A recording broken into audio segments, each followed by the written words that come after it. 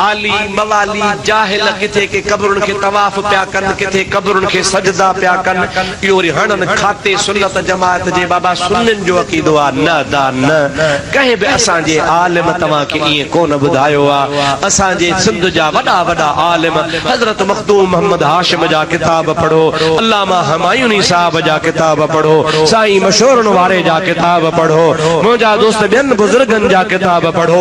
कहे बि आलिम कहे कब्र जो सजदो जायज कोन लिखियो आ। वडा वडा वाइजी हन असां जे मुल्क में तकीरूं कन पिया अहले सुन्नत जा आलिम, कहे बि आलिम तव्हां खे कोन कयो आ। भला जेकॾहिं असां रोज़ झलियूं था, चोरी न कयो, ज़िना न कयो, धाड़ा न हणो, फुरियूं न कयो, व्याज न खाओ, पोइ माण्हू नथा मुड़न, इहे कम कंदा त असां जे खाते पिया छा ॻाल्हायो दा। असीं त झलियूं था न बाबा, ज़िना न कयो, चोरी न कयो, शराब न पियो, पर माण्हू नथा मुड़न। पोइ हणो अब्दुर्रहीम ते बाबा सुन्नी तव्हां जे खाते आ।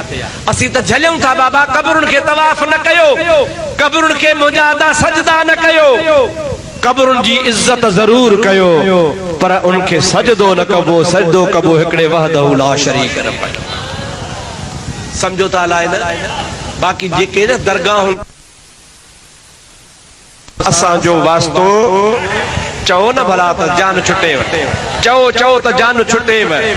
असां जो उन सां वास्तो। मां हिकिड़े लाड़ में कब्र ते वियुसि, दरवेश हो, मां ख्याल थियो त ज़ियारत कयां। उते जो वञी ॾिसां उन बुज़ुर्ग जी कब्र ते हिकिड़ी माई वेठी आहे, कब्र खे ज़ोर वेठी। जागो था हे हे खुदा जो घर आहे सतुस जो। मूं पंहिंजे अखियुनि सां ॾिठो आहे ज़ोर ॾिया वठी। चयोमांसि ॾाढी छा थी करे? चइबा साईं खे ज़ोर थी ॾियां। हाणे इन्ही में बि ॾोह अब्दुर्रहीम जो, इन्ही में बि ॾोह अहले सुन्नत वल जमाअत जो, इन्ही में ॾोह मुंहिंजा दोस्तो बरेलवी आलिमनि जो। न असीं त मनो कंदा था रहूं पिया, जाहिलनि जे फेल जी तव्हां बि ताईद न कंदा कयो। तव्हां बि चओ बाबा नी को असां बेज़ार हो, जाहिलनि जो कमु असांजो कमु न आहे।